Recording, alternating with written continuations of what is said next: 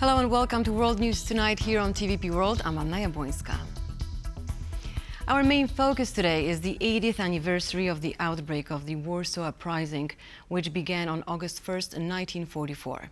Our correspondent Alex Sumliński is at the Warsaw's Piłsudski Square at a unique musical event called the Unforbidden Songs. Also, our correspondent in Kiev, Oskar G, will shed light on the much-anticipated prisoner exchange between Russia and the US that took place today in Ankara. And back in Poland, we have Karolina Stolzman in front of the National Stadium in Warsaw to tell us more about Taylor Swift's concerts in Poland. Now let's go live to our main topic today, the Polish capital paid tribute to the Warsaw Uprising and the insurgents who, against all odds, took up arms against the German occupiers during World War II. The uprising started 80 years ago on August 1st, 1944 at 5 p.m. local time. Let's go live to our correspondent Alex Sumliński. Hello, Alex. Please tell us about today's commemorative ceremonies that took place in Warsaw. Good evening. So a lot has been happening today all throughout the Polish capital. Now I am standing at Piłsudski Square here in Warsaw, where in just about half an hour the concert, which is titled Warsawians Sing Unforbidden Songs, is set to take place. Now why the title Forbidden Songs? Well, that is because these songs, which were written during the Warsaw Uprising, very often the people that wrote them used pseudonyms, because if you were caught by a Nazi German singing such a song, you could be killed. Now, the residents of Warsaw used these songs in order to boost morale during that difficult time, but also it was a beacon of hope as they fought to, of course, get rid of the occupation of their capital city. Now, today, all throughout the city at 5 p.m., the whole city came to a total standstill. For example, in the city center, thousands gathered where they lit flares and held Polish flags. On the Vistula River, there was also a very special cruise that took place. It consisted of about 100 vessels, which sailed up the Vistula and stopped on the water at 5 p.m. Now, also Poland's leaders, as well as top officials, also, of course, took part in these commemorations. The Polish President Andrzej Duda, as well as both speakers of both chambers of the Polish Parliament, they laid wreaths at the Powązki Cemetery, which is a very important cemetery for Poles, because this is where great Poles that are important for the history of the nation, were laid to rest.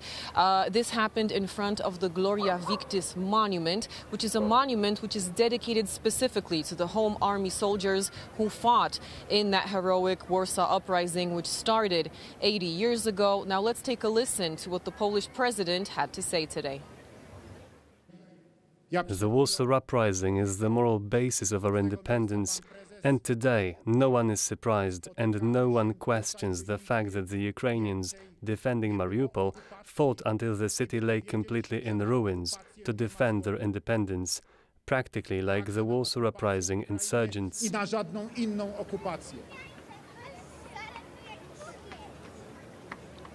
Now, those were the words of the Polish President Andrzej Duda, who also yesterday took part in a military field mass in Warsaw on the square, which is called Krasiński Square, where there is a monument dedicated to those brave soldiers that went into battle 80 years ago. Now, the Polish Prime Minister Donald Tusk, he also took part in commemorations, paying respect to all those who fought for their freedom over 80 years ago. Let's take a listen to what he had to say.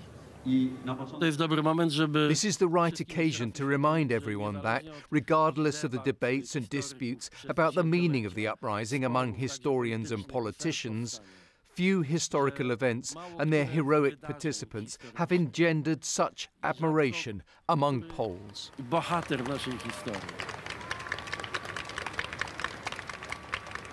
That was, of course, the Prime Minister of Poland. Now, just a second ago, we had a person come on stage, which is in back of me. That is where the concert will be taking place. That is also where the choir will be. Now, of course, the residents of Warsaw, they are starting to get together for this event. We know that the lyrics to the songs can be found online. That is where the organizer has published them for all those who want to take part. As you can hear, the concert is, well, this is a rehearsal, but it will be starting very soon. Back to you, Anna. Well, Alex, thank you for your live report, and this concert is amazing, so enjoy it. Thank you, Alex. Now, in the immediate aftermath of the Warsaw Uprising, life in the capital city changed dramatically for those living within Polish-controlled areas. Hundreds of thousands of people died in the uprising, and not everyone had supported it. In the first few days after the Warsaw Uprising, the war-weary residents attempted to lead what they termed normal lives in Polish-controlled areas. But the initial optimism and bright outlook soured as relief and support from the Red Army, massed just 10 kilometers away, failed to materialize. The German response was immediate and horrific. Civilians already being targeted on the second day, where they're being put in front of tanks, being used as shields. But in Wola, you have units that are coming in, that are murdering civilians, pulling them out of their homes and literally shooting them, mass shooting them. The brutality meted out to ordinary residents was shocking. This last 3 days, the major of the shootings, and the statistics between 40 to 70,000 people get shot within 3 days. And we're not talking about mass gassings, we're not talking about war in itself, we're talking about the destruction of the civilian population. These testimonies of especially what these women went through, rape was rampant through Wola. It was absolutely horrific. Toward the end, life for those trapped in the capital became a desperate battle for survival. Residents were faced with food shortages and a lack of medicine. Each day was different and each more difficult than the last. We had to fight for everything. Ammo shortages were definitely the biggest obstacle at one point, but soon the lack of food became the most pressing. Life was plagued by a water shortage, with conduits blocked by corpses and the main pumping facilities under German control. At the end of the rebellion, there was no respite. The entire population was expelled. It's estimated that up to 550,000 were sent to a nearby transit camp. Of these, some 90,000 were sent to labor camps, while 60,000 were sent to Nazi concentration camps.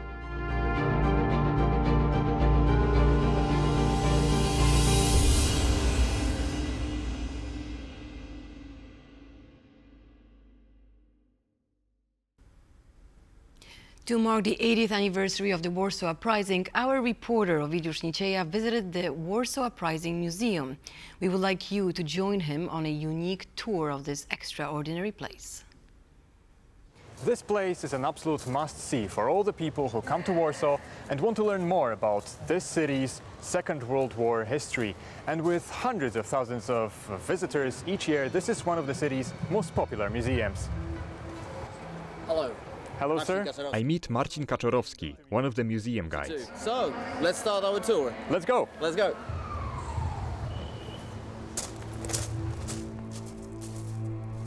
When the uprising started on August 1st, there were likely hundreds or even thousands of bunkers in the city.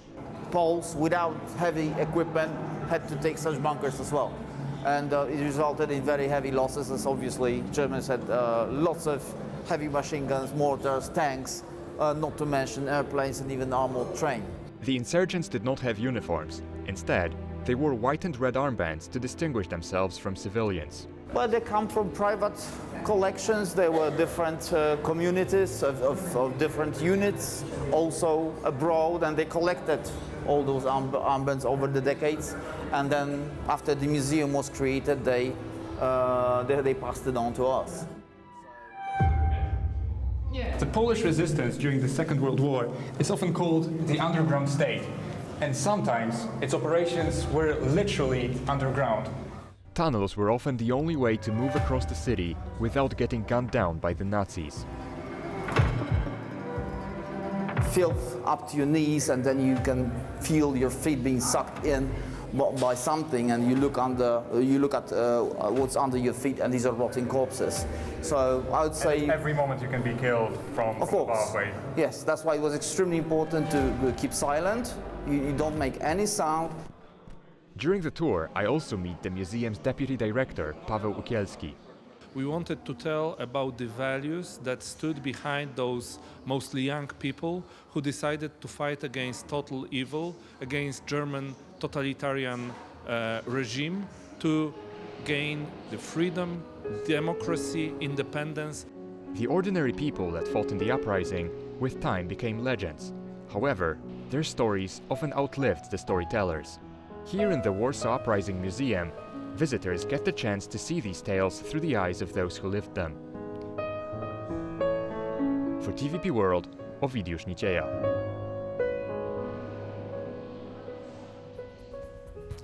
And please stay with TVP World for an exclusive interview with historian Professor Norman Davis right after the news, so stay tuned. Now, the exiled former Russian politician Ilya Ponomarev says the Kremlin tried to kill him in an overnight drone attack. The Russian opposition figure and his family were injured when their home in Ukraine was hit by a Shahed suicide drone. Their three-story house in Kiev suffered extensive damage. Ponomarev had been booked to appear on our channel on Thursday morning, but unfortunately he couldn't because of the attack. The former MP was the only Russian politician to vote against the annexation of the Crimea in 2014. Ponomarev is the politician head of the Freedom of Russia Legion, a volunteer militia comprising Russian dissidents and defectors. Moscow accuses him of belonging to a terrorist organization and denounced him as a traitor. A historic prisoner exchange has taken place between Russia, Belarus and several Western states, including the US and Poland. It saw 16 detainees, including Wall Street Journal journalist Evan Gershkovich, released in exchange for 8 Russian prisoners. And joining us live from the Ukrainian capital of Kiev with the latest on the matter is our correspondent Oz Karagi. Good evening, Oz. Please tell us about the latest on the exchange. Yeah, so it took place earlier today. This is something that had been rumors swirling for the last few days, given that many of these prisoners were moved to an undisclosed location away from where their lawyers could access them.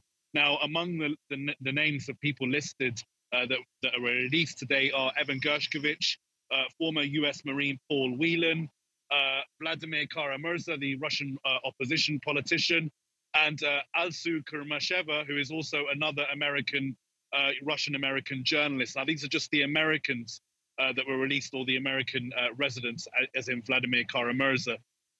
Speaking about this earlier today, Biden gave this statement about the historic prisoner exchange. Let's listen to what he had to say. Well, good afternoon. And this is a very good afternoon. A very good afternoon. Today, we're bringing home Paul, Evan, Alsu, Vladimir. 3 American citizens and 1 American green card holder. All 4 have been imprisoned unjustly in Russia. Paul for nearly 6 years. Vladimir since 2022. Evan since March of 2023. And Alsu since October of 2023. Russian authorities arrested them, convicted them in show trials, and sentenced them to long prison terms with absolutely no legitimate reason whatsoever, none. Paul, a former Marine, was in Russia for a wedding. Evan, a journalist with a Russian, in Russia, was in Russia, assigned by the Wall Street Journal. Alsu, also a journalist, was in Russia to see family. All 3 falsely accused of being spies. And Vladimir, who was a Russian citizen by birth and holds an American green card, is a Pulitzer Prize-winning journalist and was a pallbearer at my friend John McCain's funeral with me. He spoke out against Putin's regime, and for that he was convicted of treason. And now, their brutal ordeal is over, and they're free. Moments ago, the families and I were able to speak to them on the telephone from the Oval Office. They're out of Russia. Earlier today, they were flown to Turkey, and soon they'll be wheels up on their way home to see their families. That was Biden speaking earlier today. Now, we have also learned that Alexei Navalny was supposed to be included in this deal, which shows just how long the negotiations have been going on. Unfortunately, obviously, Navalny died in Russian detention. But as Biden said, all of the people that were involved in this are human rights activists, politicians, journalists.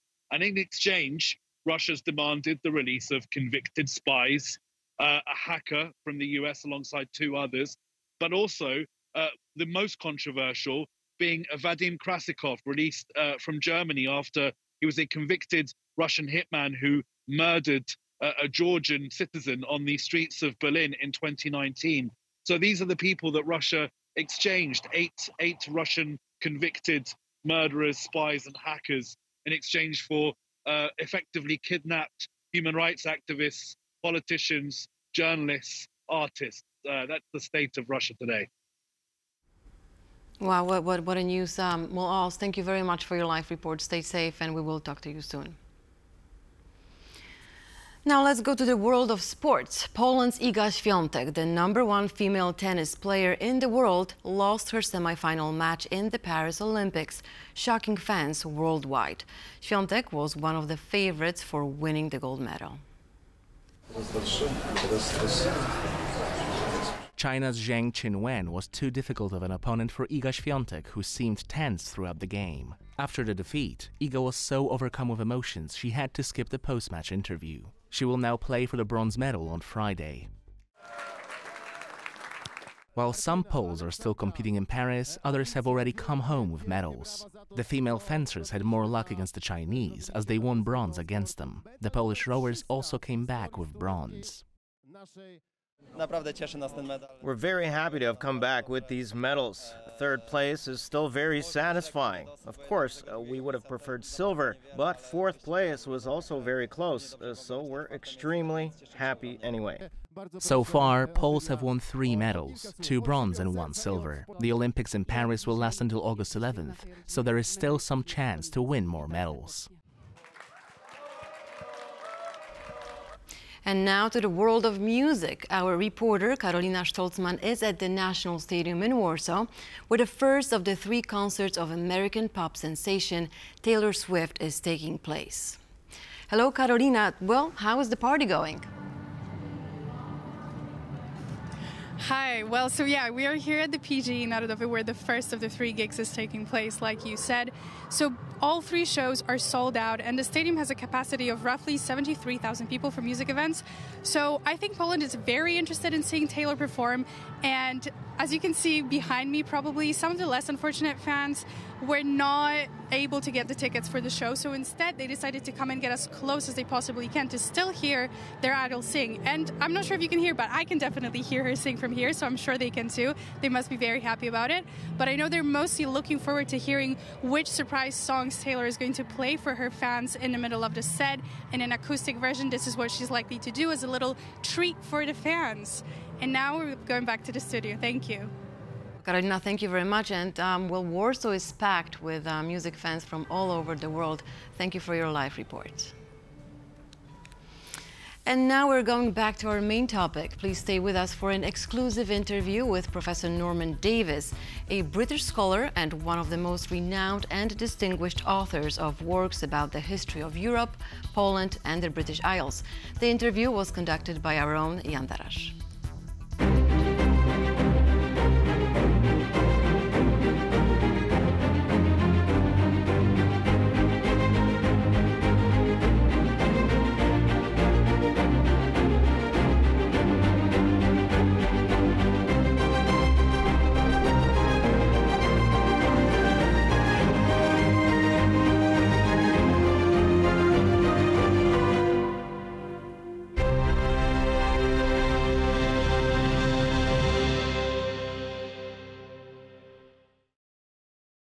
Welcome to TVP World News Tonight with me, Jan Darasz.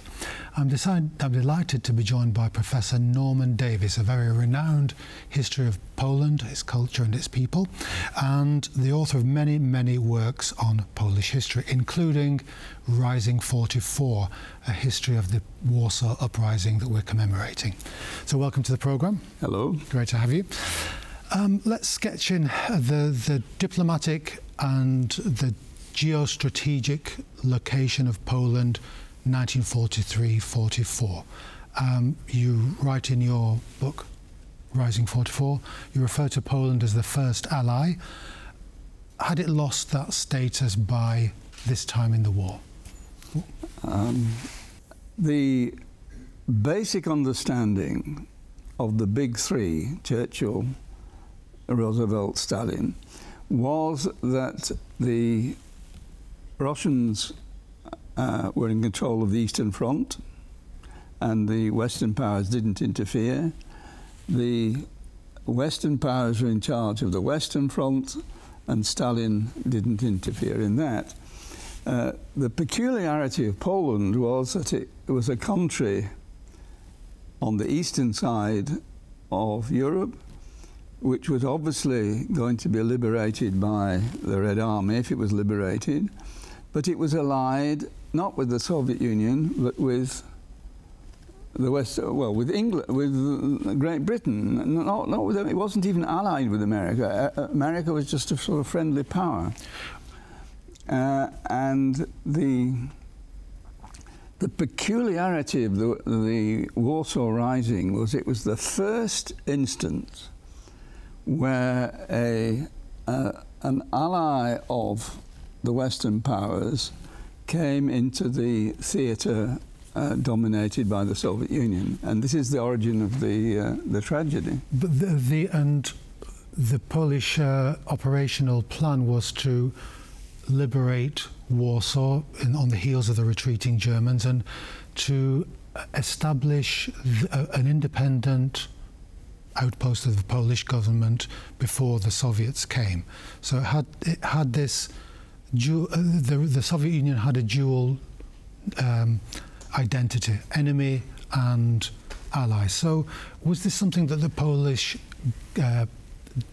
decision makers just couldn't square, a circle that couldn't be squared? Was it a flawed idea in the first place? It was certainly a risky idea. I wouldn't say it's flawed.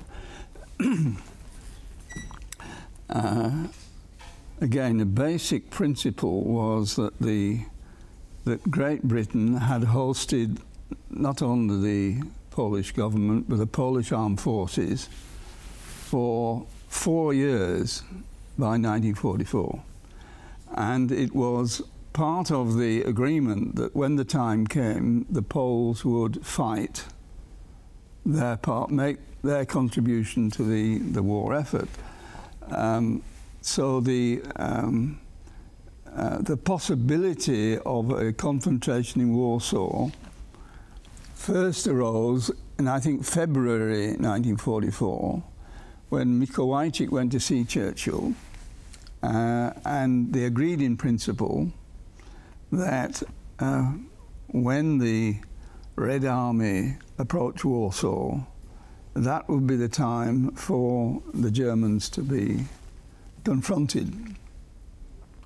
Of course, Churchill was not party to this, the particular Polish problem that Poland had been at war with the Soviet Union in 1939.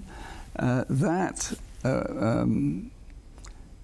conflict had not been resolved.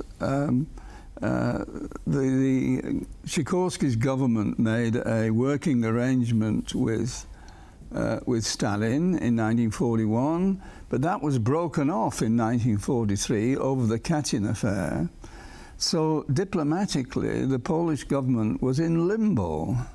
They had no relations with the Soviet Union. They could not have prepared the ground properly for the confrontation in Warsaw. And that wasn't the fault of the the Polish government, the oversight, they were simply caught in this trap that their political and logistical support came from the West, but their country was on the Eastern Front. We know how the Rising eventually ended in a disaster for the Home Army. I wouldn't say that. Well, what would you say then? Well, I think you can only judge a military operation by its objectives. Poles tend to think that they should have defeated the Wehrmacht. Well, like, it's absolute nonsense. The Wehrmacht was a multi-million pound major army. There were 30,000 AK fighters, and they were never told to defeat the which would have been nonsense.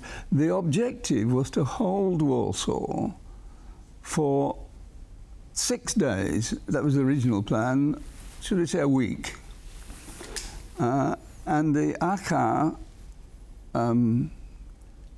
not only fulfilled its objective, it held out for many times more than 6 days. Like, it held out for whatever it was, 9 weeks. Yes. So that wasn't a defeat. That was in terms of their part in the Allied campaign. That was the Poles did their task very well, much better than anybody expected.